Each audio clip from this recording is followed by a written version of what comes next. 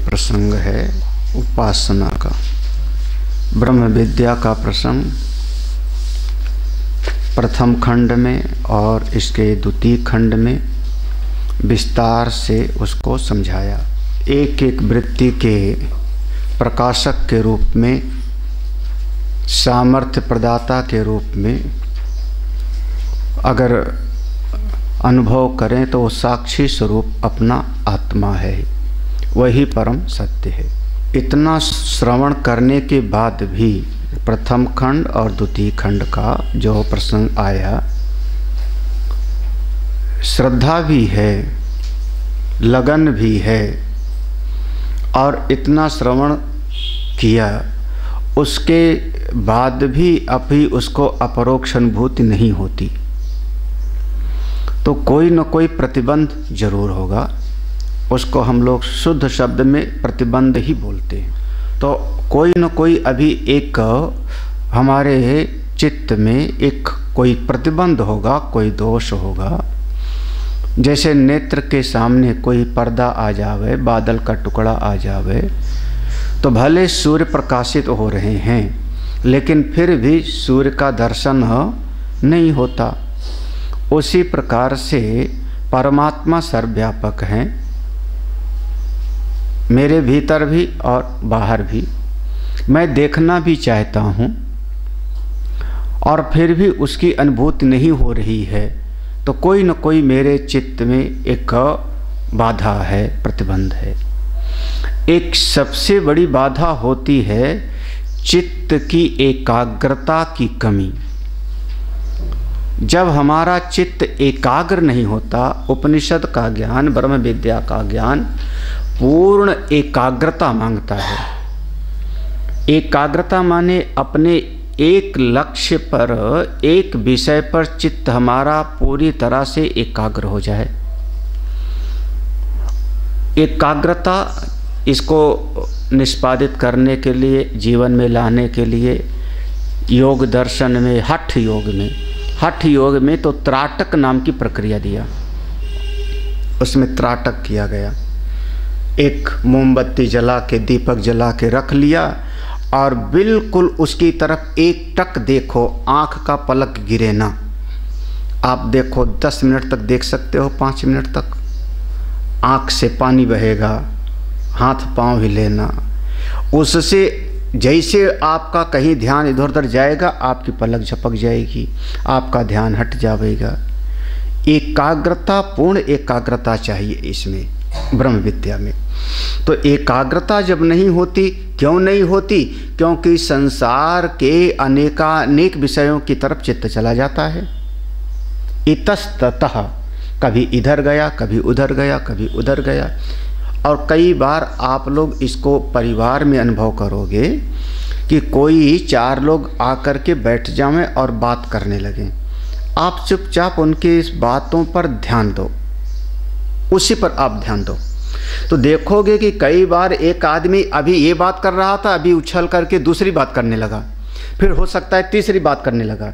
अभी व्यापार की बात कर रहा था, अब राजनीति की बात करने लगा, परिवार की पत्नी की बात करने लगा, पति की बात करने लगा।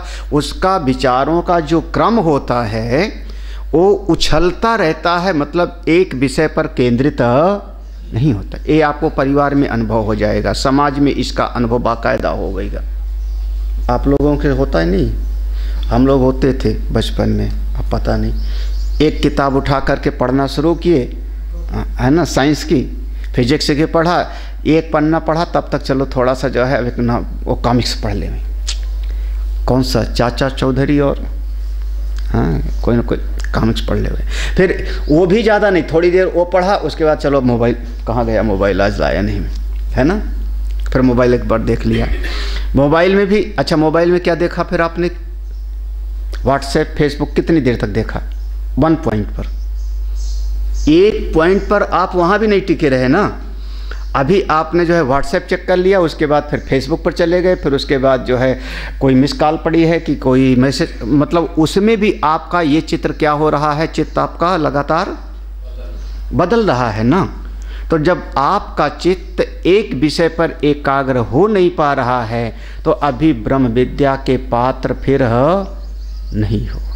ये अपने चित्त को पहचानो। साधना मतलब अपने चित्त का निरीक्षण करना है। केवल सत्संग सुन लिया, याद कर लिया नहीं, अपने चित्त को पहचानो। इधर खुजाया, इधर खुजाया, इधर खुजाया। समझ में आ रहा है कुछ? क्या किया? ये आपका चित्त एकाग्र नहीं हो रहा है। ये सब उसकी पहचान है, ये सब उसकी पहचान है। कलम उठा के रखा, उठा करके फिर इधर एक चित्त की एकाग्रता की कमी है। पूरी तरह से एकाग्र हो जाओ, पूरी तरह से। ये ब्रह्म नहीं हो पाता तो नहीं हो पाता। क्यों नहीं हो पा रहा है? क्योंकि चित्त हमारा कभी इस विषय पर, कभी इस विषय पर, कभी इस विषय पर बंदर के जैसे कूद रहा है। तो इस चित्त की एकाग्रता को उपासना से लाया जाता है। जब तुमको पूरी ब्रह्म विद्या का उपदेश सुना दिया गया, फिर भी तुमको अनुभव नहीं हो रहा है, इसका मतलब अभी चित्त पूरी तरह से एकाग्र नहीं है। तो उपासना करिए। उपाय फिर उपासना का है, और उपासना से शायद आपका चित्त एकाग्र होगा। अंतःकरण अगर शुद्ध होता ना, देखो सुनते हो ना, कर्म से चित्त की शुद्धि, उपासना से चित्त की एकाग्रता, और ब्रह्म विद्या से स्वरूप का बोध। तो अगर चित्त शुद्ध ना होता तो आप उपनिषद के सत्संग में प्रवेश ही नहीं करते, आपके भीतर सत्संग की जिज्ञासा ही न होती। सत्संग के श्रवण की इच्छा का उत्पन्न होना ही चित्त की शुद्धि है। चित्त की शुद्धि का जो हमारा पहचान है, हमारा जो पैमाना है, शास्त्रीय पैमाना, कि अंतःकरण में ब्रह्म विद्या की जिज्ञासा का उत्पन्न होना, सत्संग के श्रवण की इच्छा पैदा हो जाना, यही अंतःकरण की शुद्धि हो गई। यद आहरेत तत्प्रव्रजेत, गृहात्वा बनात्वा। जिस समय भीतर ये स्थिति पैदा हो जाए, आगे बढ़ जाता है। अंतःकरण की शुद्धि तो हो गई, अब दो ही चीज रह गया है। या तो वो, जैसे याद है विरोचन और इंद्र वाला प्रसंग में, इंद्र कई बार गए और वापस आए, तो उनके भीतर एकाग्रता की कमी, विचार की कमी है, तो उपासना करो। तो यहाँ पर कर्म का प्रतिपादन नहीं है उपनिषद में ज़्यादा। इस उपनिषद में कैसे यज्ञ करो, दान करो, उसका वर्णन नहीं है, क्योंकि चित्त तो आपका शुद्ध है ही। अब एक ही कमी लग रही है, या तो विचार की कमी है और या तो एकाग्रता की। हाँ, या तो विचार की कमी है तो चिंतन करो, हमारे बताए रास्ते से विवेक करो, और एकाग्रता की कमी है तो उपासना करो। बहुत बढ़िया ये प्रसंग अगर अपने जीवन में देखो तो ये जीवन के आपके अनुभव से जुड़ा है। और थोड़ा अलग बात कह दूं, सबका अपना अलग अलग तरीका होता है। जो नियम बालक के लिए होता है वही जुआ के लिए नहीं होता, वही वृद्ध के लिए नहीं होता। सबके लिए तरीका अलग, नियम अलग। अपने ऋषियों ने भी ऐसे बनाया। उन्होंने कहा सन्यासी को इतना खाना चाहिए, वहाँ वर्णन आया, सन्यासी को इतनी मुट्ठी खावे, इतने अन्न खावे। जो गृहस्थ है वो अपना खाना दे करके भी पुण्य कमावे, हाँ, व्रत करे, ऐसा करे। जो ब्रह्मचारी है वो कितना खावे, तो बोले यथेष्टम। देखो नियम बदल गए। यथेष्टम, यथा माने जितनी भूख हो, इच्छा नहीं, जितनी भूख हो। और यथेष्टम का मतलब ये नहीं होगा कि जो मर्जी आवे, प्याज मर्जी आवे, नहीं है यथेष्टम। जितनी भूख हो उतना खावे ब्रह्मचारी, पेट मतलब पेट भर के खावे। अब उसके लिए ये नहीं बताया, तो सन्यासी उतना भिक्षा ग्रहण करे जितने में उसका जीवन चल जावे, जितने में उसका चिंतन में मन लगे। और स्वाद मत लेना, स्वाद लेके मत खाना। बढ़िया जो है पकौड़े मिले, बढ़िया ये मिले। स्वामी पूज्यपाद दादा गुरुदेव जी तपोवन महाराज कई बार करते थे, और कई संत लोग। और भोजन लिया, लंगर से भिक्षा लिया और ले करके ऐसे कपड़े में रख लेते, कपड़े में रख लिया और ले जाकर कैसे कपड़े की पोटली बना ली और गंगा जी में उसको हिला देते थे, ऐसे हिला देते थे। तो जब गंगा जी में वो हिला दिया तो अन्न तो है अंदर, लेकिन उसका सारा नमक मिर्ची और मिठाई सब उसमें, बस वो खा लिया, उतने खा लिया। अब क्या हुआ, पेट भर जाएगा, शरीर को शक्ति मिल जाएगी। शरीर को जितनी कैलोरीज है उतनी कैलोरीज आपको घास खाओगे तो भी मिल जाएगा। केवल कच्ची सब्जी भी खा लोगे तो शरीर अपनी कैलोरीज को उतना उसमें से ऑब्जर्व कर लेगा, ताकत को। हाँ, लेकिन हम लोग स्वाद के चक्कर में अब क्या खाओगे, पोहा ही खाना है ना, है ना। नमक कम है कि नमक ज़्यादा है ही नहीं है, फिर तो उसी में फंस गए। तो सबका नियम अलग अलग होता है। तो जैसे संध्या बंदन का है, कर्म योग का है। अब एक गृहस्थ है तो यज्ञ करे बड़े बड़े, ब्रह्मचारी के पास तो पैसे नहीं तो कहाँ से यज्ञ करे। तो ब्रह्मचारी के पास धन नहीं है तो सवेरे जो गुरु की सेवा करता है वही उसका यज्ञ है। याद है सुदामा जी और भगवान कृष्ण क्या करते थे, हाँ, लकड़ी तोड़ के लाते थे, उसी में तो वो तो जो विद्या अर्जन के लिए गया है सेवा ही उसका यज्ञ है। जो गृहस्थ है उसके लिए तमाम तरह के यज्ञों का निरूपण है। वानप्रस्थी जब अपने मन को संयमित करता है वही उसका यज्ञ है। और संन्यस्त होके जब वो स्वाध्याय और श्रवण मनन करता है और कराता है वही उसका यज्ञ है। भगवान ने गीता में कहा, मैं ज्ञान यज्ञ से संतुष्ट होता हूँ। सनत कुमार जी ने भागवत में कहा, ज्ञान यज्ञम करिष्यामि, ज्ञान यज्ञ करूँगा। देखो अब सबका यज्ञ का तरीका अलग अलग हो गया। ऐसे ही एक लौकिक जगत में जो आदमी कोई क्रिया करता है उसकी उपासना अलग है। एक जो गुरुकुल में आ गया उसकी उपासना अलग है।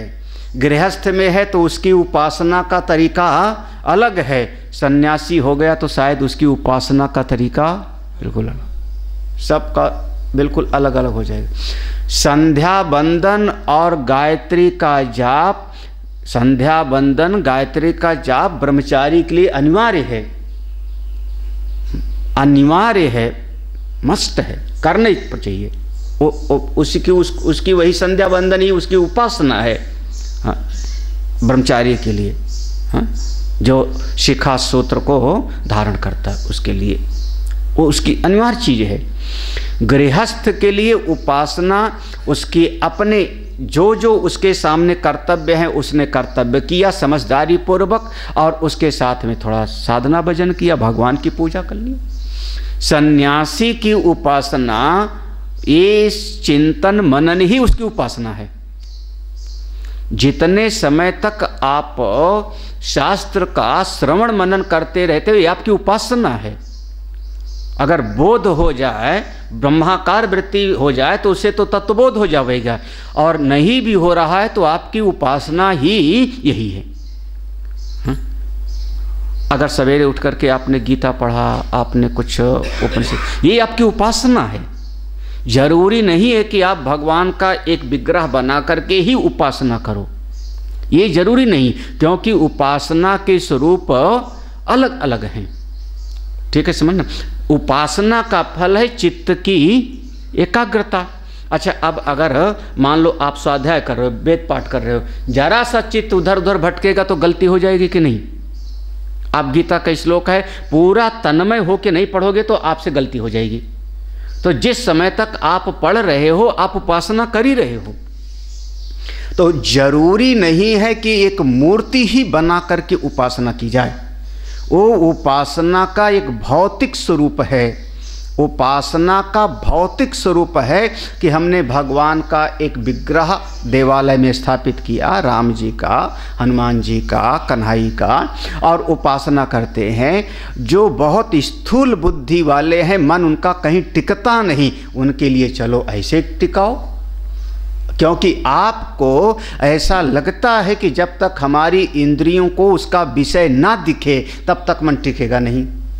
आँख को रूप रंग दिखे, कान को कुछ सुनाई पड़े, हाँ, थोड़ा नाक को सुगंध आवे, तो फिर आप, चूँकि आपकी इंद्रियों पर इतना जीवन है कि आपको भौतिक जगत वाला ही चाहिए उपासना के लिए, तो चलो कोई बात नहीं, धूप बत्ती जला लो, आँख को भगवान का स्वरूप दिखा लो, राधा कन्हई विराजमान है बांसुरी बजाते हुए, हाँ, यही आपकी उपासना होगी। ये भौतिक उपासना है। और अगर आप थोड़े विवेकी हो, समझदार हो, तो दैविक उपासना भी है, दैविक उपासना है। ये जो प्राकृतिक शक्तियां दिखाई पड़ रही हैं, आप इसी में परमात्मा का अनुभव क्यों नहीं करते हो? हवा चल रही है, बरसात हो रही है, पृथ्वी कौन है? हाँ, पृथ्वी माँ है कि नहीं? हाँ, पृथ्वी माँ, हाँ, है ना। जननी जन्मभूमिश्च स्वर्गादपि, ऐसे कहा ना, पृथ्वी हमारी माँ, यही उपासना का स्वरूप हो गया। उपासना का अलग अलग, तो ये अधिदैवत उपासना हो गई। ये जितनी प्राकृतिक शक्तियां हैं, इन पर आपकी श्रद्धा बनी रहे, ये आपकी अधिदैवी उपासना हो गई। और यही उपासना जब आप शांति से अपने भीतर आ जाते हो, उपासना, उप समीप, अपने भीतर आके बैठ जाते हो मन के भीतर, तो वो हो गई आपकी आध्यात्मिक उपासना। भौतिक उपासना, दैविक उपासना और आध्यात्मिक उपासना, ये उपासना के 3 स्वरूप यहाँ पर भेद कर दिया है। तो भौतिक उपासना पुराणों में विस्तार से है, यहाँ पर उसकी बहुत ज़्यादा चर्चा नहीं। भौतिक उपासना में कोई न कोई एक आकृति प्रधान हो गया। जैसे अब वहाँ पर समझना, अग्नि का एक रूप है, अग्नि के रूप की उपासना करने लगे तो भौतिक उपासना हो गई। और अग्नि उपहित चेतन जो है, उसको हमने नाम दिया जात वेदा। जब आपकी दृष्टि जात वेदा पर चली गई, अग्नि उपहित चेतन की साधना करने लगे, उपासना करने लगे, तो दैविक उपासना हो गई। ठीक है ना, समझ में आना चाहिए पूरा प्रसंग कैसे है, नहीं तो इसके बगैर ये प्रसंग खुलेगा नहीं। और जब वो अग्नि उपहित चेतन और हमारा नेत्र उपहित चेतन, समझ लीजिए, याद करो, नेत्र का अधिष्ठात्र देवता कौन? हाँ, नेत्र का अधिष्ठात्र देवता सूर्य, यही है ना। अग्नि किसका है अधिष्ठात्र देवता? वाचुवन्नी, हाँ, वाचुवन्नी है ना। तो वो जो बाहर अग्नि जल रही है, उसका अधिष्ठात्र देवता, और हमारी वाणी का जो अधिष्ठात्र देवता है, जब आप उसके अधिदैवत पर चले गए तो दैवी उपासना हो गई। और जब वो अग्नि उपहित चेतन और वाणी उपहित चेतन दोनों को एकत्व को समझ लिया, तो आपका अध्यात्म उपासना हो गई। नहीं क्लियर हो रहा? नहीं हो रहा ना, समझो। अब जैसे हमने, चलो, सूर्य को देखा, तो ये सूर्य को जब देखा, जो सामने सूर्य दिखाई पड़ रहा है, तो इस सूर्य को हमारे हाथ ने एक लोटा जल चढ़ाया, तो ये हो गया भौतिक उपासना। हाथ ने इस सूर्य को एक लोटा जल, भौतिक उपासना हो गई। जब हमने सूर्य, ये जो सूर्य दिखाई पड़ रहा है, सूर्य का अधिष्ठात्र देवता कौन हुआ? सविता, ठीक है ना, सविता देव हुआ। और हमारे नेत्र का जो अधिष्ठात्र देवता कौन हो गया? सूर्य। तो जो हमने वहाँ से ऐसे ला करके मस्तक पर लगाया, जहाँ जल चढ़ाया, तो हमारी दृष्टि कहाँ गई? दैवी सृष्टि पे गई ना। नेत्र का जो अधिष्ठात्र देवता है और वो सूर्य का जो अधिष्ठात्र देवता है सविता, ये दोनों एक हैं। जब यहाँ पर पहुँच गए तो दैवी उपासना हो गई। और जब वो जो अधिष्ठात्र देवता है सविता, वो भी तो चैतन्य है ना, उसको भी तो शक्ति देने वाला है। क्यों? एक एक वृत्ति में देखो तो, है ना, एक एक चीज में देखो तो चेतन है कि नहीं। तो वो जो सूर्य का जो अधिदैवत सूर्य है, जो हनुमान जी के गुरु जी होंगे, जो जिनका रथ चल रहा है, सविता देव समझ लो, उनके भीतर जो चेतन है और हमारे नेत्र में जो चेतन है। अब देखो, नेत्र का अधिष्ठात्र देवता कौन हुआ था? सूर्य। और हमारे नेत्र में जो चेतन है, तो ये चेतन और वो चेतन मिलके एक हो गया, तो इसका नाम हो जाएगा अध्यात्म उपासना। ठीक है, नहीं समझ में अभी भी? दैविक भौतिक उपासना, दैविक उपासना और अरे अब मन से मन मिले तो दैविक, और दोनों के भीतर चेतन एक है, समझ गए तो? समझ गए ना? जो तुम हो सोई मैं हूँ, मुझ में और तुम में कोई देह दृष्टया तो दासो हम, जीव दृष्टया तो दंशका, वस्तु तस्तु त्वमेवा हम इति में चिस्तामति। यही तो है ना। शरीर ने शरीर की सेवा किया, हाथ ने माँ के पाँव को दबाया, शरीर ने शरीर की सेवा किया, कौन सा हो गया? भौतिक। अपने आप ही समझ लो ना। जब मन से मन मिल गया तो, अरे महाराज मन से मन मिल जाए तो सेवा की भी जरूरत नहीं है। हाँ हाँ, कोई खाना ना भी पूछे, मित्र के घर जाओ खाना ना भी पूछे, मन से मन मिल गया तो बस बैठो बैठो आप थोड़ा, यही तो करते हो आप ना। क्यों? मन से। जो उपासना उसमें जब दो मंत्र सूर्य की उपासना की है तो दूसरे मंत्र में आया यो असव पुरुष सो अहमस्मि, तो ये होगी आध्यात्मिक उपासना। स्वाभाविक है, यौ असह पुरुषा सो अहम अस्मि, वहाँ पर मंत्र में ऐसे है। हाँ, तो फिर जब उसके भीतर जो चेतन है, जिस मैंने अब देखो दोनों समझना, जब शरीर की सेवा किया माँ के तो भौतिक उपासना हो गई, और माँ के मन को प्रसन्न कर लिया तो दैविक उपासना हो गई। हाँ, कभी कभी हो सकता है कि जो है एक लोटा पानी भी नहीं पिलाया और पिताजी प्रसन्न हो गए। हाँ, क्यों? क्योंकि उनका कहना हमने, यही तो हो गया ना, तो वो भीतर का हो गया। और जब हमने उनके भीतर का चेतन और अपने भीतर का चेतन एक समझ लिया तो आध्यात्मिक उपासना हो गई। ये चीज समझना है। तो यहाँ पर ये प्रसंग लिया कि चित्त की एकाग्रता नहीं है, इसीलिए उपनिषद प्रतिपादित ब्रह्म विद्या अभी ही फलवती नहीं हुई, पूरा फल नहीं मिला। तो फिर उपासना करके अभी अपने चित्त को और बढ़िया बनाओ। कैसे? क्यों चित्त भटक गया? क्योंकि संसार की तरफ इधर उधर चला गया। यही तो होता है, कभी इधर गया कभी उधर गया, हजारों विषय हैं, उस पर चला गया। तो सबको इकट्ठा करो, कहीं जाने मत दो। कैसे? जैसे पलक झपक गया, यही लिया ना दृष्टांत। जैसे पलक झपक गया तो संसार ओझल हो गया, गायब हो गया। जैसे बिजली चमक करके गायब हो गई, ऐसे आपकी चित्तवृत्ति हो जाए, संसार वहां से गायब हो जाए।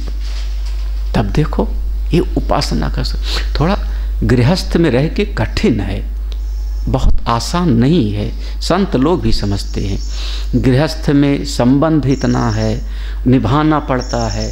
आप कह सकते हो दुनियादारी निभानी पड़ती है, कर्तव्य बोध है, जिम्मेदारियां हैं, लोग आने जाने वाले। कुछ नहीं, आप बैठे भोजन करने के लिए घंटी बज गई दरवाजे की, तो वो गृहस्थ में कठिन है। इसीलिए तो पहले कहा गया था कि सन्यासियों की विद्या है। अगर कठिन ना होता तो क्यों कहा जाता? हाँ, बस एक कठिनता में से जो पार कर जाए वही तो वीर है। हाँ, इस कठिनता से जो आगे निकल जाए वही तो खास बात है। हाँ, यही इसी का नाम तो है साधना। जो साध ले वे, हाँ, वही तो है ना। हाँ, बस एक सपोर्ट, जैसे कोई बेल है तो अब वो लता है तो उसको जो है आप एक धागा का सहारा दे दो, उस धागे को आप ऊपर छत में बांध दो, तो धीरे धीरे वो लता उसके सहारे ऊपर चली जाती है। यही तो है ना। तो ऐसे ही जब हम साधना के मार्ग में चलते हैं, लता के जैसे हम साधक हैं, तो हमको एक शास्त्र का, भगवान का, एक संत का एक धागा चाहिए, आश्रय चाहिए। उसके सहारे उठते उठते चले जाओ। जड़ कहाँ है आपकी? उसी जमीन में। याद रखना, गृहस्थियों के लिए खाना कहाँ से मिलेगा भाई? वो लता उठती ऊपर है, सहारा लेती है रस्सी का, छत तक जाती है, लेकिन खाद पानी कहाँ से लेती है? वहीं से लेगी ना, खाद पानी जमीन से लेती है ना। ऐसे गृहस्थ के लिए तरीका है कि आप अन्न पानी उसी घर से लो। हाँ, किराया उसी घर वालों से ले लो, कपड़े वहाँ से लो। हाँ, पॉकेट मनी कहाँ से लो? अब मत कहना गुरुजी आप ही दो। पॉकेट मनी वहाँ से लो, खर्चा वहाँ से लो। मतलब अन्न पानी वहाँ से लो और शास्त्र का आश्रय पकड़ो, रस्सी शास्त्र संत का भगवान का, और अपने आप को ऊपर उठाते चले जाओ। क्या हुआ? बढ़िया बढ़िया दृष्टांत याद आ गया मुझको, है ना। अच्छा मान लो थोड़ी देर के लिए, अब कोशिश करना समझने का। अरे भाई विद्यार्थी है, ब्रह्मचारी है, बटुक है, तो आया गुरु जी के पास ज्ञान पाने के लिए, भोजन कहाँ से लेगा? जाओ भिक्षा मांग के लाओ। नहीं जाते थे क्या भिक्षा मांगने? बटुक लोग भिक्षाम दे ही भवति भिक्षाम दे, 10 घर में गए, 5 घर में गए, तो भोजन कहाँ से लेना है आपको? भगवान शंकराचार्य भिक्षा मांगने गए, एक देवी के यहाँ भिक्षा मांगने गए, कुछ भी नहीं था, कुछ भी नहीं था उसके घर में। उसको बड़ा कष्ट हुआ कि मैं भिक्षा बटुक आया कैसे क्या दूं, तो देखा एक आंवला निकला था घर में, केवल एक आंवला निकला था। वो वही एक आंवला लेके आई, एक आंवले लेके आई, उनके पात्र में दिया। भगवान शंकराचार्य देखे, सब समझ गए ये तो प्रभु। उन्होंने एक स्तुति किया, उसका नाम है कनकधारा स्तोत्र। कनकधारा स्तोत्र स्तुति किया है, और माँ भगवती की, श्री लक्ष्मी की, और उसी रात में उसके आंगन में सोने के आंवले की बरसात हुई। कई बड़े बड़े गोल गोल से सोने के जो है ढेलियाँ गिर पड़ी। कैसे गिरी? और सब किसी ने फेंक दिया होगा, सेंटा क्लॉज जैसे, कैसे भी बरसात हुई है? ये तो कहाँ से भिक्षा कहाँ से लिया ब्रह्मचारी ने? हाँ, गृहस्थ से लिया ना। हाँ, वस्त्र फट गया कहाँ से लेगा? गुरु जी से थोड़े मांगेगा। हाँ, क्या हुआ? कठिन लग रहा है समझना। आप यज्ञोपवीत में भिक्षा मंगवाते हो कि नहीं? यज्ञोपवीत के समय में जाओ सबसे भिक्षा मांगो। किससे मांगेगा? गृहस्थ से तो मांगेगा ना। हाँ, गृहस्थ से मांग करके भिक्षा लाया किसके पास में? बोले जो आचार्य है उनके पास रखा, तो खाद पानी वहीं से लो। हाँ, आप सभी गृहस्थों के लिए मैं बहुत बढ़िया जो है समापन पे जा रहा है, समझ लें। अब हमसे मत कहना कि गुरुजी आप ही खिलाओ पिलाओ। अब आप बार बार कह रहे हो सन्यास ले लो, ज्ञानी पान जाओ, तो फिर गुरु जी के सर पे छाती पे मूंग दलेंगे। तो फिर आप वस्त्र वहाँ से लो, खाने पीने का खर्चा वहाँ से लो, साबुन तेल भी कहाँ से लो? अरे गृहस्थ से लो। उपमा हम तब दे के समझा सकते हैं जब पहले उस चीज़ को हमको जान लें। प्रत्यक्ष के अनुगामी होता है उपमान प्रमाण। और अगर है भी तो ऐसी बेल हमको नहीं होगा, हमको पता नहीं, जो भी हो।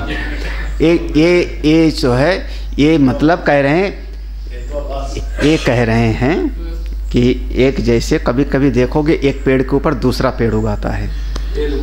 हाँ, एक पेड़ के ऊपर दूसरा पेड़ उगाता है, तो वो ऊपर वाला जो पेड़ उगा वो नीचे वाले का ही जो है उसी की जान चूसता है।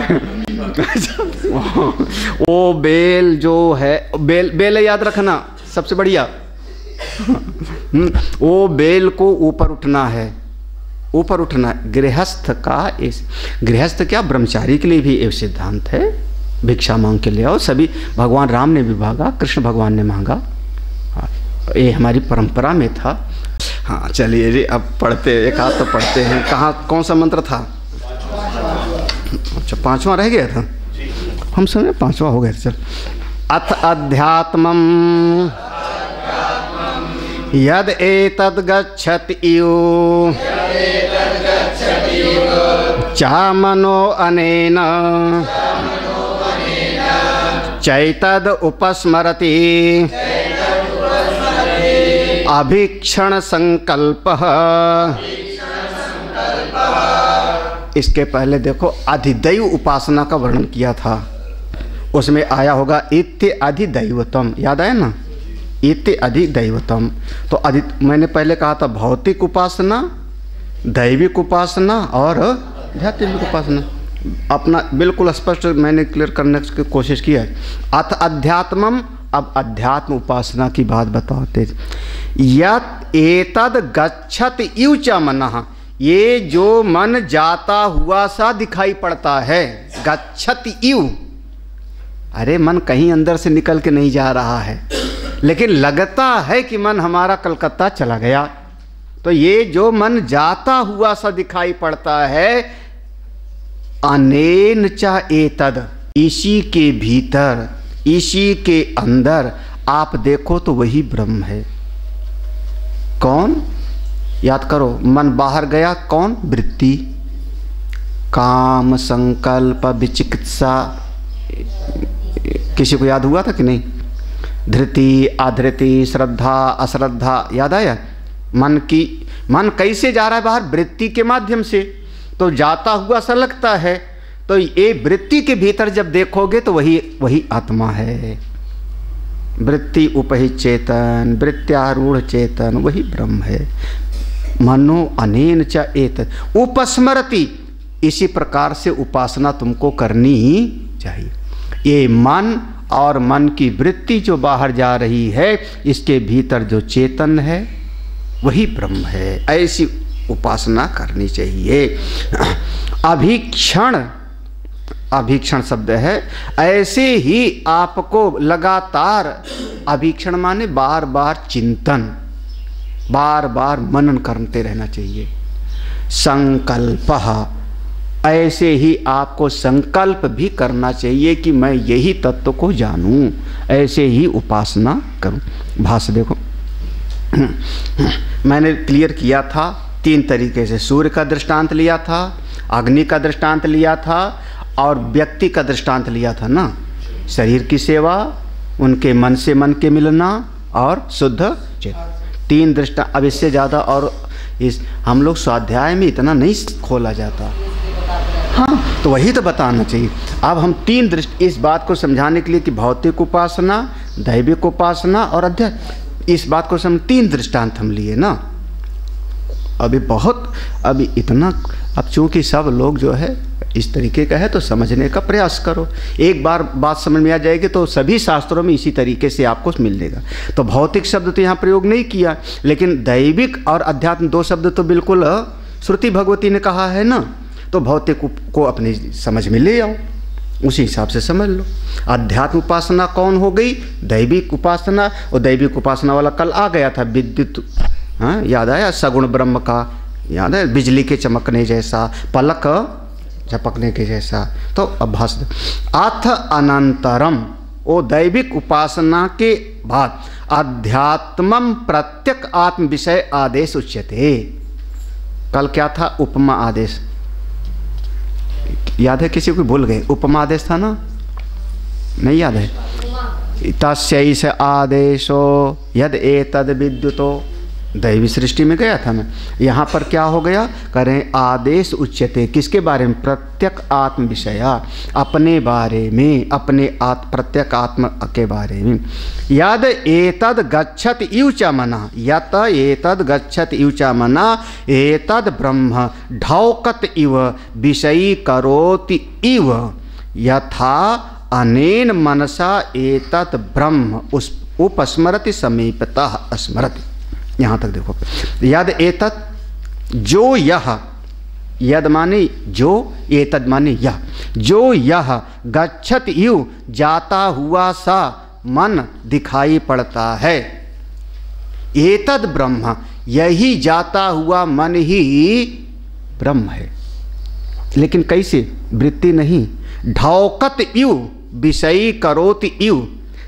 ढौकत ये है, ढौक्री गमने धातु है इसका। अरे देहाती भाषा में ढा का ला हो गया, लौकत, हाँ वो लौक रहा। क्या लौकत शब्द सुना कहीं? एक कनपुरिया भाषा है ना। लौकत माने जो बहुत चमक रहा है। लौकत माने कोई, जैसे कोई बाहर जुगनू, हाँ तो जुगनू हम क्या करें? चमक रहा है। तो देहाती भाषा में उसको कहते हैं लौक रहा है। उसी को कह रहे हैं ढौकत यूँ। हाँ, ये जो मन प्रकाशित सा हो रहा है, हाँ जा रहा है। अच्छा, जुगनू चलेगा तो चम चम चम प्रकाश करता हुआ चलता है नहीं। ऐसे मन जब बाहर की तरफ जा रहा है, लगता है कि जा रहा है, तो वृत्ति के माध्यम से तो जा रहा है ना। ये वृत्ति, ये वृत्ति, ये वृत्ति, ये वृत्ति। हाँ, यहाँ से रिक्शा, रिक्शा से जो है टेम्पो, टेम्पो से जो है ट्रेन, ट्रेन से जो है कार। हाँ, तो वृत्ति के माध्यम से तो जा रहा है ना। हाँ, उसी प्रकार से आप विचार करो, विषयी करोति इव। हमने पूछा आपको जाना है लखनऊ, कैसे जाओगे? बोले यहाँ से टेम्पो पकड़ लूँगा, टेम्पो से फिर जो है ट्रेन पकड़ लूँगा, ट्रेन से उतरूँगा तो फिर टेम्पो पकड़ लूँगा। अब एक एक वृत्ति में आ रहा है ना लगातार, तो वो वृत्ति प्रकाशित हो रही कि नहीं? उसको जान रहे हो कि नहीं कि अब टेम्पो पकड़ के चला जाऊंगा? जान रहे हो कि नहीं? ढौकत यो, बस वही चीज़, एक एक वृत्ति का जो प्रकाशक है वही। हाँ, यथा अनेन मनसा एतत् ब्रह्म, इस प्रकार से मन के भीतर वो जो मन की वृत्तियों का भी प्रकाशक है, उपस्मरति, मंत्र में उपस्मरति है, उसको कहते हैं समीपतः स्मरति, बिल्कुल पास से जो उसका साक्षी है।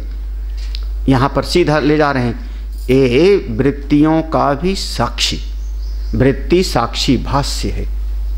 वृत्ति, देखो कोशिश करना समझने का, जैसे ये फूल हमारे सामने प्रत्यक्ष है, ठीक है ना, फूल प्रत्यक्ष है, शास्त्र प्रत्यक्ष है, ये सब के सब, आप बैठे हो, आपके सामने मैं बैठा हूँ, ये प्रत्यक्ष है। हम यहाँ से उठ गए और उस समय भी आपको याद आ रहा है ना कि स्वामी जी बैठे थे, याद आया कि नहीं? उस समय कहाँ पर याद आया? अपने भीतर, मंच पर हम नहीं हैं, लेकिन आपके चित्त के भीतर वो वृत्ताकार बना ना, स्वामी जी बैठे, वृत्ताकार हुआ ना चित्त के भीतर। वो जो वृत्ति में आया, आपके मन के भीतर आया कि स्वामी जी बैठे थे, ऐसे स्वामी जी हैं, वो किससे, किसके प्रकाश में जाना? उसको वो भाष्य था ना, वो भाष्य था। किसके प्रकाश में जाना? तो जिसके प्रकाश में जाना वो साक्षी, और जो वहां पर दिखाई पड़ा वो साक्षी ही भाष्य। आपका सुख दुख साक्षी भाष्य है, आपका राग द्वेष साक्षी भाष्य है, शत्रु मित्र साक्षी भाष्य है, शरीर उसका प्रत्यक्ष है, बंदूक प्रत्यक्ष है, लेकिन वो शत्रु है, ये शत्रु की वृत्ति साक्षी भाष्य है, मित्र की वृत्ति ये साक्षी भाष्य, इसको हम कहते हैं साक्षी भाष्य। तो ये समीप गया हुआ भीतर, भीतर पास गए, समीपता स्मृति, अपने भीतर जाकर के प्रकाश। साधका, फिर देखो ऐसा कोई साधक समझ सकता है, मंत्र में अभीक्षणम होगा, अभीक्षणम भृशम संकल्पश्च मनसो ब्रह्म विषयो मन उपाधिकत्वात् ही मनसः संकल्प स्मृत्यादि प्रत्यय अभिव्यज्यति।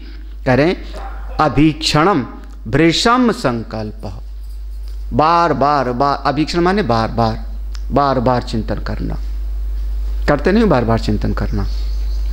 अरे किसी भी चीज़ को करत करत अभ्यास ते, हाँ, अच्छा बार बार नहीं करते हो, एक बार पढ़ने में रूप याद हो जाएगा, रामा रामा रामा, है ना? तो क्या किया? बार बार आपने उसको पुनरावृत्ति किया, उसका नाम है अभीक्षणम। हाँ, बार बार पढ़ो, बार बार चिंतन करो। संकल्पश्च मनसः, और ये मन कैसा है? संकल्प करता है, किसका? ब्रह्म विषयो। मन जाता है तो कहाँ पर? असल में जहाँ जहाँ पर भी जा रहा है वहाँ वहाँ भी तो ब्रह्म है ना, कि नहीं है ब्रह्म? अच्छा, यहाँ से मन चला गया वहाँ पेड़ में, तो पेड़ में चेतन है कि नहीं? अभी कल भी पढ़ रहे थे, पेड़ में सत चित्त आनंद है कि नहीं? है ना? तो है वास्तव में ये जो मन जाके संकल्प करता है, जो मन वृत्ति के माध्यम से जाता है, विषयीकृत करता है वहाँ चेतन ही समझ लेता है कि फूल है, समझ लेता है कि शत्रु और मित्र है। उसकी फल व्याप्ति में दोष आ जा रहा है, लेकिन उसकी वृत्ति व्याप्ति में तो उसके अस्तित्व का व्याप्ति हो रही ना, कि इतना बड़ा घर है, इतना बड़ा मठ है, इतना बड़ा अमुक व्यक्ति, वृत्ति व्याप्ति क्या हो रही है? इस आकार वाला है ना, यही कहा था ना वृत्ति व्याप्ति। तो वृत्ति व्याप्ति तो सही हो रही है, लेकिन जो फल व्याप्ति हो रही है वो क्या हो रही है? कि हाथी है कि घोड़ा है, ये आपके संस्कार के अनुसार हो गया। फल व्याप्ति में दोष घुस गया है, अन्यथा वृत्ति व्याप्ति में तो जहाँ जहाँ जाती है वृत्ति वहाँ वहाँ देखो तो सब वो ब्रह्म ही तो है। ये अनुभव हो जाए ना, ये अनुभव हो जाए तो फिर कहते हैं यत्र यत्र मनो याति तत्र तत्र समाधि। जहाँ जहाँ मन जाता है वहीं वहीं समाधि है। क्यों? क्योंकि जहाँ जहाँ जा रहा है वहाँ वहाँ है क्या? हाँ, वो ब्रह्म नहीं है, पेड़ ब्रह्म नहीं है, सूखी डाल ब्रह्म नहीं है, हाथी ब्रह्म नहीं है, घोड़ा ब्रह्म नहीं, सब में सच्चित आनंद है कि नहीं? तो जब जब हमारी वृत्ति जा रही है, व्याप्त कर रही उसी को, आप उल्टा समझ लेते हो, फल व्याप्ति में दोष आ जाता है। तो ब्रह्म मनसो ब्रह्म विषय, मन उपाधिकत्वाद ही, क्योंकि ये मन रूपी उपाधि के माध्यम से जाता है, इसलिए वो जा कर के फिर तमाम तरह का वृत्ति व्याप्ति करता है। फिर संकल्प स्मृति आदि वृत्तियाँ पैदा हो जाती हैं। फिर कभी मन संकल्प करेगा, फिर मन जो है कोई न कोई याद करेगा, स्मृति करेगा। स्मृति आदि प्रत्यय अभिव्यज्यते ब्रह्म विषयी क्रियमाण इव चा अतः स एष ब्रह्मणो अध्यात्मम आदेशः। यहाँ तक जो है ये परमात्मा का अध्यात्म आदेश है। कोशिश करना समझने का, ये पूरा का पूरा ये जो पंक्ति है कोशिश, हाँ यहाँ से संकल्प ऊपर भृशम संकल्प, यहाँ से कोशिश कर। संकल्पश्च मनसो, संकल्प करने का काम है किसका? मन का। ब्रह्म विषयो, वो जो विषय है विषय उपहित चेतन पे जाके व्याप्त करता है। मन उपाधिकत्वात् ही, क्योंकि मन एक उपाधि वाला है तो उपाधि से जाकर के ही उपाधि को ही व्याप्त करता है। लेकिन जो उपाधि है अगर चेतन ना हो तो उपाधि रहेगी कैसे? हाँ, चेतन ना हो तो उपाधि कैसे रहेगी?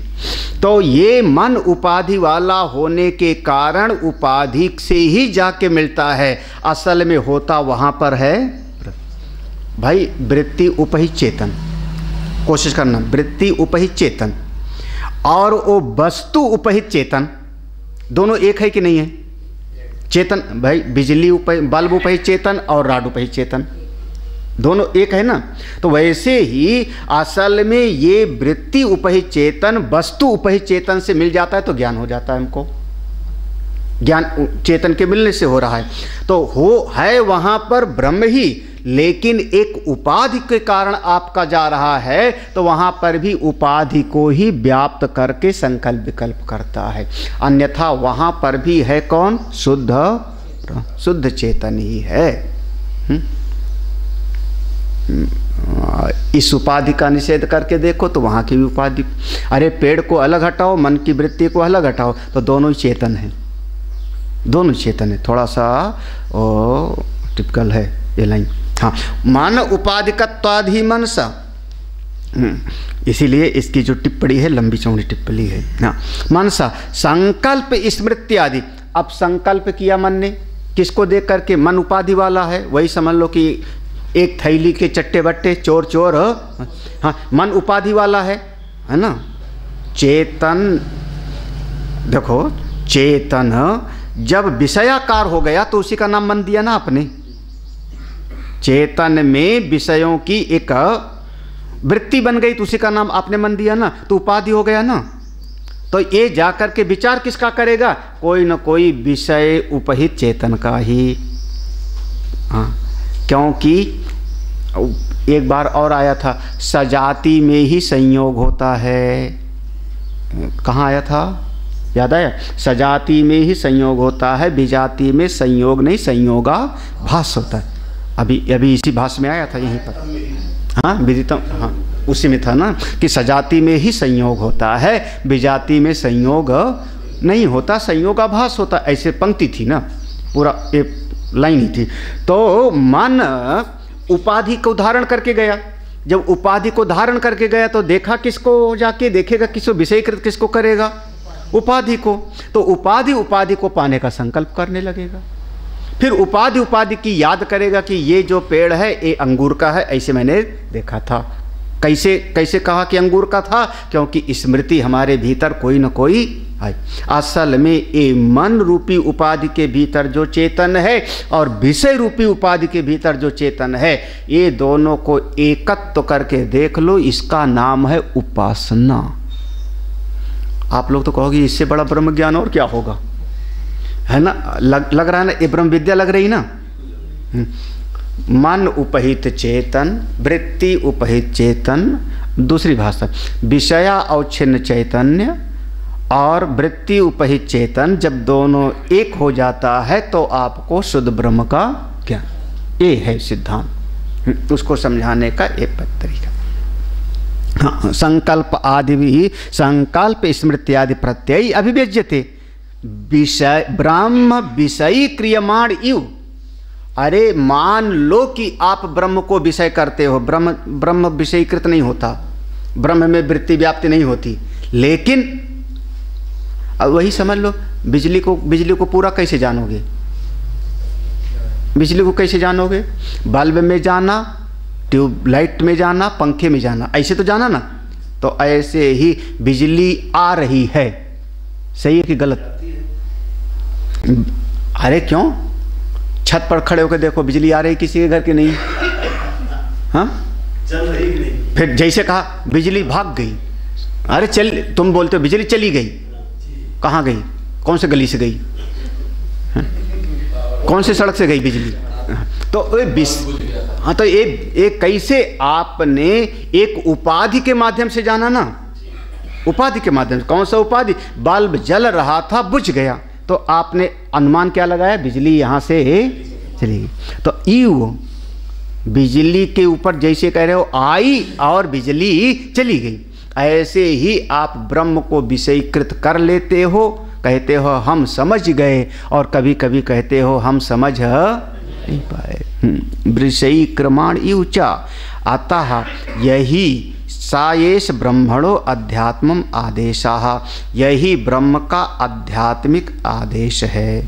ये आध्यात्मिक उपासना मैंने पहले स्पष्ट समझा दिया था, भाष्य थोड़ा सा गंभीर है उसको समझने के लिए, लेकिन स्पष्ट समझा दिया था इसको कि जब शरीर से शरीर सेवा किया तो भौतिक, जब मन से मन मिल गया तो दैविक, और जब चेतन और चेतन से मिल गए तो कितना सरल भाषा में मैंने बता दिया, अब इससे सरल और क्या शास्त्रीय भाषा। विद्युत निमेषणवत अधिदैवतम, पिछले मंत्र में यही आया था, जैसे बिजली चमकी वैसे वो यक्ष प्रकट हुआ और चला, वो क्या था? अधिदैवतम। विद्युत निमेषणवत अधिदैवतम, वो दैवत था। द्रुतम प्रकाशन धर्मी अध्यात्मम च मनः प्रत्यय समकाल अभिव्यक्ति धर्मी इति एष आदेश हुआ। क्या बढ़िया कह रहे हैं, जैसे बिजली चमकी और फिर वैसे यक्ष प्रकट हुआ और अंतर्ध्यान हो गया, ये अधिदैवत था। द्रुतम जल्दी से, क्या था? प्रकाशन धर्मी, उसका स्वभाव क्या था? बिजली नहीं दिखाई पड़ी आपको, बिजली नहीं दिखाई पड़ी, आपने भले कहा बिजली चमकी, नासमझी का वचन है ये वैसे मूर्खों का वचन है। आपको प्रकाश दिखाई पड़ा कि नहीं? गर्जना सुनाई पड़ी कि नहीं? दो चीज सुनाई, गर्जना और प्रकाश। बिजली कहाँ दिखाई पड़ी? फिर कैसे कहा कि बिजली चमकी? बगैर दिखे दिख गई। हाँ, अधिकतम विधि।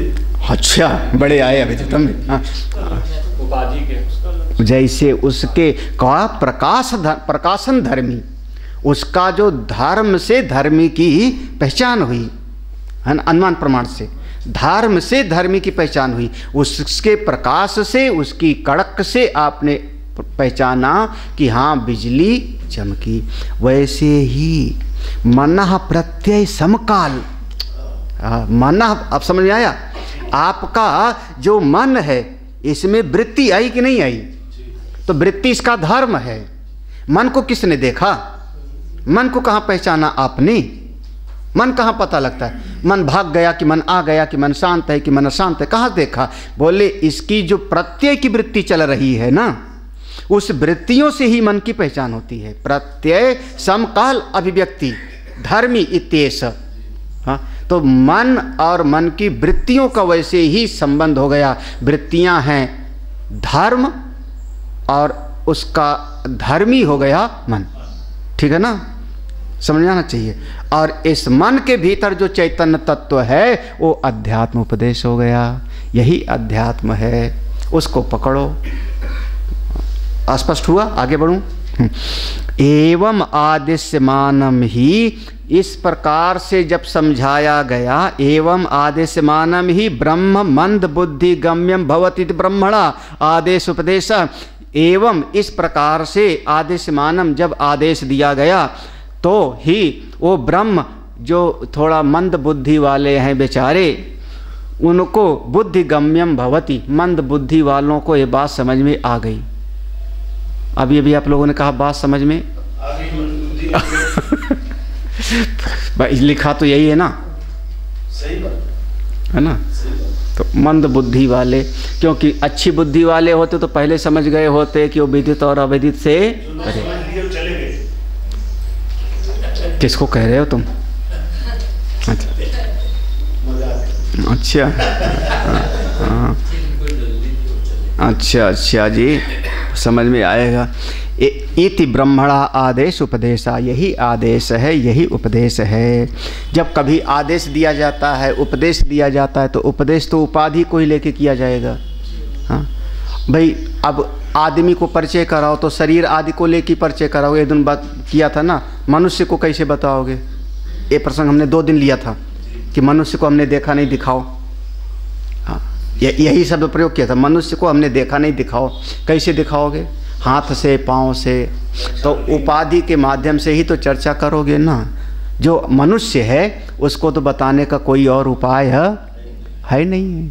हाँ, ये शरीर, आँख, पाँव, श्वास, देखना, हिलना, क्रिया, इसी के माध्यम से। ऐसे ही जो ब्रह्म का जब उपदेश होगा तो उपाधि को लेकर के ही उपदेश होगा।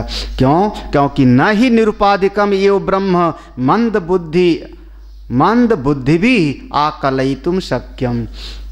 जो निरुपाधिक ब्रह्म है, निरुपाधिक ब्रह्म को मंद बुद्धि वाला आकलयितुम न शक्यम, अपनी बुद्धि में आकलन नहीं कर पाएगा।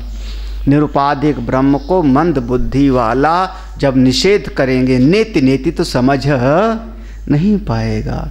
क्योंकि वहाँ बुद्धि, मन, ये दोनों तो निषेध कर देंगे। निषेध है कृते नेति नेति इति वाक्य, तो वहाँ पर मंद बुद्धि वाला नहीं समझ पाता। तो उसको मंद बुद्धि वाले को ये वृत्ति उपहित चेतन इसी तरीके से समझाया जाएगा। भाई सीधे सीधे अब 2 बात है, मंद बुद्धि वाले को कैसे समझाया जाए मनुष्य क्या है? तो हम कहेंगे जो देखता है वो मनुष्य है, जो खाता है वो मनुष्य है, पाँव है तो मनुष्य है, आँख कान है तो मनुष्य। तो ऐसे तो समझाया गया मनुष्य को, तो उसने समझ लिया, उसने समझ लिया। क्योंकि लेकिन जो असली है वो तो दिखाई में है ना। तो ऐसे ही ब्रह्म का भी स्वरूप है, सोपाधिक और निरुपाधिक। स्पष्ट हो गया ना? अगला मंत्र। अब अगले मंत्र में नाम उपासना है।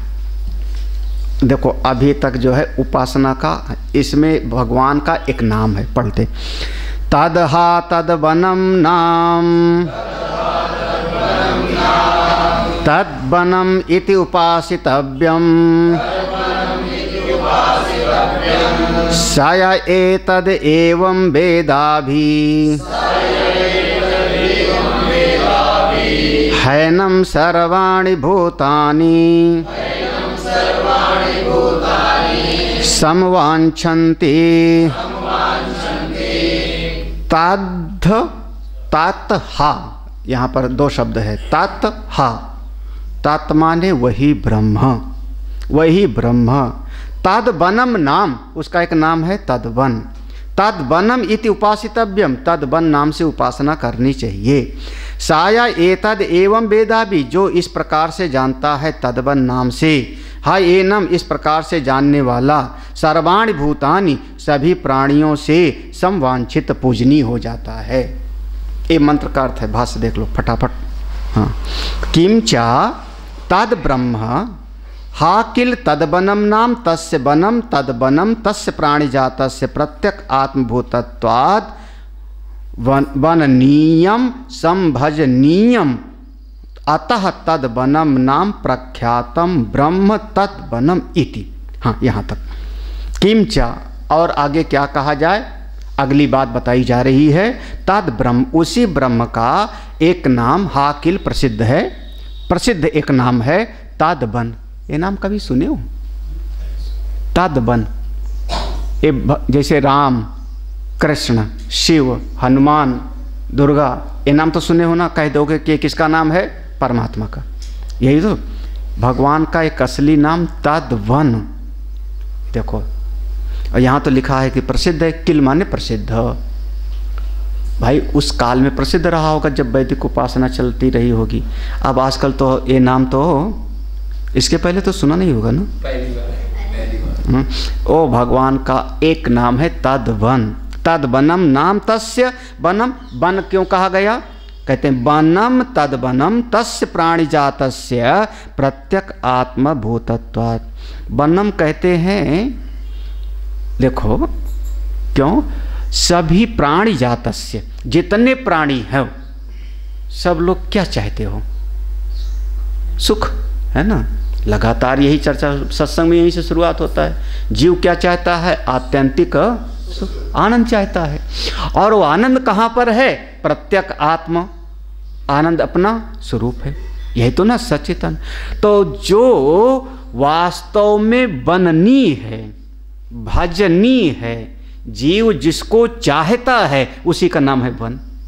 बननीय भजनीय, जिसको चाहते हो आप, क्या चाहते हो? बोले सुख। और सुख है कहाँ? अपने भीतर। बाहर सुख का आभास है, बाहर जगत में सुखाभास है, बाहर जगत में सुख नहीं है। सुख कहाँ? अपने भीतर। अब ये तो लगातार शुरुआत में सुनते रहे हो ना। तो कह रहे वनम तद्वनम तस्य प्राणी जात, जितने प्राणी हैं सबका कौन? प्रत्यक आत्मभूतत्वात्, सबका अपनी जो आत्मा है, प्रत्यक आत्मभूतत्व, सबका अपना आत्मा। बननीयम समभजनीयम, वही सबसे ज़्यादा भजनीय है। अरे सबसे ज़्यादा, इस कितनी बार सुना होगा, सबसे ज़्यादा प्रेम किससे करते हो? बस वही तो है, वही तो है। और क्या? सबसे ज़्यादा प्रेम अपने स्वरूप से, आत्मा। तद वनम नाम प्रख्यातम, इसीलिए परमात्मा का नाम वनम, तद वनम प्रख्यात है। वनम माने जो, जिसको जीव चाहता है, जो जीव का परम लक्ष्य है, बननीय संभजनीय, जिससे सबसे ज़्यादा प्रेम करता है, ये ब्रह्म। हाँ, प्रख्यातम ब्रह्म तद्वनम इति। हाँ आगे देखो, यतः, क्योंकि ऐसा है, तस्मात् वनम इति अनेन एव गुण अभिधानेन उपासितव्यम चिंतनीयम इति। इसलिए, यतः क्योंकि ऐसा है, तस्मात् इसलिए, वनम इति वन नाम से ही, बल्कि गुण अभिधानेन, ये जो संभजनी प्रेम आनंद, इसका जो असली गुण है उसी के अनुसार उपासितव्यम, उपासना करनी चाहिए। चिंतनीयम, चिंतन करना चाहिए। मेरा आत्मा ही सत्य है, वही चित्त है, वही आनंद है।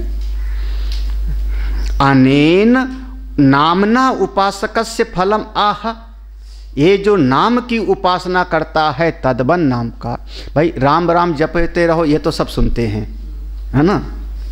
राम राम क्या जपते रहो, धरे रहो मंदिर, हाँ, तमाम तरह का जो है ना, सुख में दुख में राम राम कृष्ण कृष्ण। जो वन नाम से उपासना करता है या अपनी आत्मा की उपासना करता है, यही है ना। वन किसको कहा? सबसे ज़्यादा जिससे हम प्रेम करते हैं। बननी भजनी कौन? अपना। एक दिन शायद कहा था, याद होगा, कुछ लोग होते हैं ना, कष्टा खलु, आज याद आया, हाँ है ना, याद आया ना, कष्टा खलु, नहीं याद आया? मतलब इसको सता के और करते क्या हैं? दूसरों की। किसको सता रहे हो? जो भीतर आपका वास्तविक तत्व है। वो प्रसंग में आया था पूरा का पूरा, वहाँ कष्टा में ऐसे अर्थ किया था ना, याद है ना? हाँ, वहाँ पर ऐसा है ना। तो उस चीज़ को देखो, कह रहे, तो जो अपनी आत्मा से प्रेम करता है, अपनी आत्मा को पहचान गया, आत्मस्वरूप हो गया, उसका फल क्या होगा? कहते इसका फल देखो।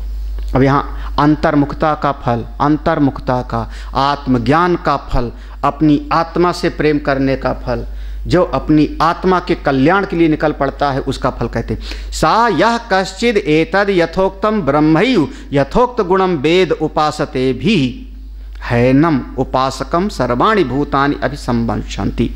करें सा यह, जो कोई भी, कश्चिद एतद, कोई भी। अब देखो कोई कश्चित माने कोई भी, पुरुष, स्त्री, बालक, वृद्ध, जवान, नपुंसक, विद्यार्थी, कोई भी, जो कोई भी ऐसा कर लेवे। यथोक्तम, जैसे बताया था हमने अभी श्रुति में, जैसे बताया गया है, ब्रह्म एवं यत, जो ब्रह्म का गुण है, जैसे आत्मा का मन मर्जी कर्ता भाव को न ले लेवे। जो कर्ता होता है ना, देखो यहाँ पर बड़ा सावधान रहना पड़ेगा, क्योंकि यहाँ पर दोनों है, शुद्ध आत्मा भी और द्वासुपर्णा सही जा सकता, दोनों है ना, शुद्ध आत्मा भी है और वो कर्तृत्व भोक्तृत्व वाला जीवत्व भी है ना। तो कई बार वो हम शुद्ध आत्मा को भूल करके कर्तृत्व को सुखी करने के लिए हम चिपक पड़ते हैं। ये भोक्तृत्व हमारा प्रसन्न हो जाता है और शुद्ध आत्मा हमारा हो जाता है बिल्कुल नारे। भाई संसार में थोड़ा सा आपने किसी के लिए करके खुश हो लिए, कौन कौन खुश हो रहा है?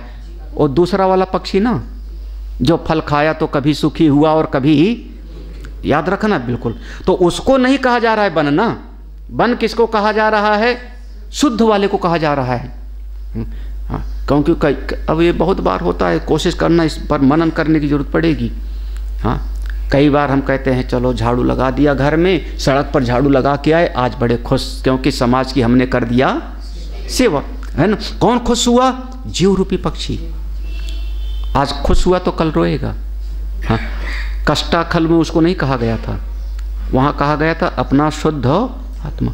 उसको विस्मृत करके अगर आप कर्ता भोक्ता में फंसे हो तो फिर जन्म मरण रूपी संसार निवर्त नहीं होगा। वही कह रहे हैं यहाँ पर, कश्चिद एतद यथोक्तम, जैसे कहा गया ब्रह्म एवं, देखो शब्द देखना, यथोक्तम ब्रह्म एवं यथोक्त गुणम, मतलब यहाँ जीव रूपी को खुश करने वाला नहीं है। हा? नहीं हो रहा समझ में? जीव रूपी पक्षी को खुश करने वाला नहीं। कौन सा? यथोक्तम, जैसा बताया गया, ब्रह्म एवं, उसी ब्रह्म को, शुद्ध आत्मा को, यथोक्त गुणम, उसने उसको जैसा सत स्वरूप चित स्वरूप पहचान लिया, वेद जान लिया, उपासते उपासना करता है। हा एनम उपासकम, ऐसा कोई तत्ववेत्ता हो गया, उपासक हो गया। उपासक माने जो अपनी शुद्ध आत्मा से चित्त को जोड़ लिया, अपने स्वरूप में निष्ठ हो गया, मैं आत्मा हूँ। ये जीव वाला नहीं, कर्ता भोक्ता नहीं, थोड़े में खुश थोड़े में नाराज वाला नहीं, मैं शुद्ध आत्मा हूँ। वो सर्वाणि भूतानि, सर्वाणि भूतानि, सारे प्राणी मात्र, सारे जीव अभिसंवांछन्ति, उसको प्रेम करते हैं, उसको चाहते हैं। अभिवांछन, संवांछित माने वांछा माने चाहना, उसको चाहते हैं। जो अपनी आत्मा में निष्ठ हो जाता है उसको सब चाहते हैं, उसको से सब प्रेम करते हैं। हा प्रार्थयंता, ये उसकी प्रार्थना करते हैं, उससे प्रार्थना करते हैं। यथा ब्रह्म, जैसे सगुण ब्रह्म से। अच्छा, मंदिर में जाके क्या करते हो? धनम देहि जन्म देहि, यही करते हो ना। मंदिर में गए, पुजारा क्या किया? प्रभु धन देना, कामना की कोई पूर्ति हो जाए, कलाव बांध के आए। ऐसे वो जो इस तत्व को जानते हैं उनके पास भी जाकर के लोग प्रार्थना करते हैं। महाराज आशीर्वाद मांगना क्या हुआ? महाराज आशीर्वाद देना, हम ऐसा हो जावे वैसा हो जावे, हो जाता है वो पूरा का पूरा।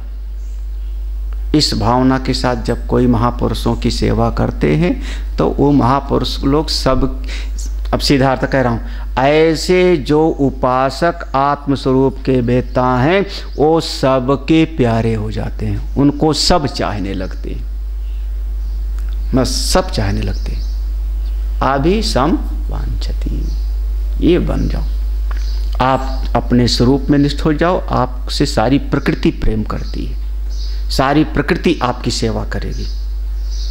एक नहीं दर्जनों बार, हजारों बार मेरे चित्त का जो है, मेरी अनुभूति है ये, मन में कोई बात आई, ये खाने को मिल जाता तो आज बहुत बढ़िया, और शाम को कोई ना कोई लिए वो चला रहा। ये सैकड़ों बार का मेरा अनुभव है, एक नहीं सैकड़ों बार का। क्यों आ गया, क्यों हो जाता है? वो प्रकृति चाहती है।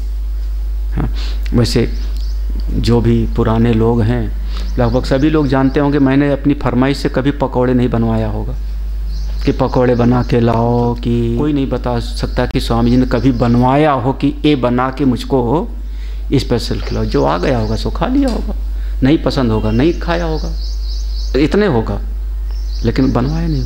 फिर भी जो मन में आ जाता है, क्यों आ जाता है चारों तरफ से, सभी संतों के जीवन में, हाँ है ना, सब क्यों, ज़्यादातर यही कहते हैं ना, एक संत के पास से 25 लोग दर्शन करके आए, 25 जाके अकड़ के कहेंगे स्वामी जी सबसे ज़्यादा हम ही से प्रेम करते है ना, सबसे ज़्यादा, क्योंकि वो सब के हो गए।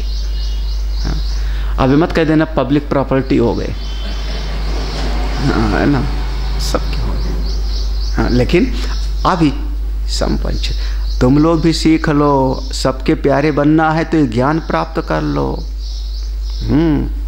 जो इस अपने कौन तद बनम, जीवत तो नहीं, जीव तो जो है, जीव तो कई बार रो के भी प्रसन्न हो लेता है, जीव धक्के खाएगा फिर भी सुखी हो लेता है, इसलिए सुख दुख वाले को नहीं। किसको कहा जा रहा है, यथोक्तम, यथोक्तम ब्रह्मैव यथोक्त गुणम, कौन, शुद्ध आत्मा को, वो बननी है, वो समझनी है, जो अपने उसको जानता है, ईश्वर रूपी पक्षी को, उसको जान लिया, चेतन को, वो फिर सबका प्यारा हो जाता है, फिर उनकी सेवा करते जो चाहता है उसकी कामना भी पूरी हो जाती है, कामना भी पूरी हो जाती है।